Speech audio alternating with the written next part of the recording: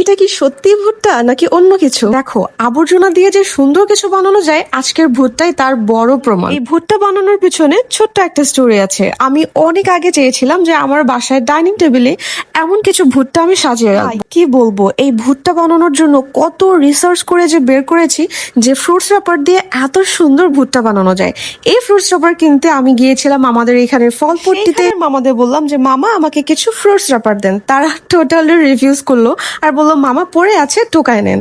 So আমি কি ভাবলাম, ওইখানে ছোট্ট একটা পিচ্চি দেখছিলাম, ওকে আমি 100 টাকা দিয়ে বলি ভাই তুমি আমাকে কিছু ফ্রুটস রাপার কালেক্ট করে দাও। ও ঘুরে ঘুরে আমাকে এক ব্যাগ ফ্রুটস রাপার কালেক্ট করে দিয়ে, ওই পিচ্চিও 100 টাকা পেয়ে খুশি আর আমি তো ভাই এক ব্যাগ র্যাপার্স পেয়ে মহা খুশি। ভুট্টা বানাতে যে একটা ঝামেলায় পড়ে গিয়েছিলাম। ভুট্টার কালার তো ইয়েলো, বাট আমার ফ্রুটস র্যাপার হচ্ছে হোয়াইট কালার। এটাকে আমি ইয়েলো কালার কিভাবে করব?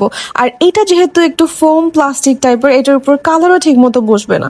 পরে ভাবলাম আচ্ছা অ্যাক্রিলিক কালারটা দিয়ে দেখি বসে কিনা। পরে দেখলাম খুব সুন্দরভাবে বসে গিয়েছে। হ্যাঁ, যেহেতু এটা একটু ফোম টাইপের, সো কালারটা ড্রাই হতে ভালো একটু সময় লাগে। ভুট্টা তো আমি বানিয়ে ফেলেছি, এখন এইটার ভিতরে যে হেয়ার গুলো থাকে ওইটা আমি কিভাবে সেট করব তাই চলো তোমাদেরকে দেখাই।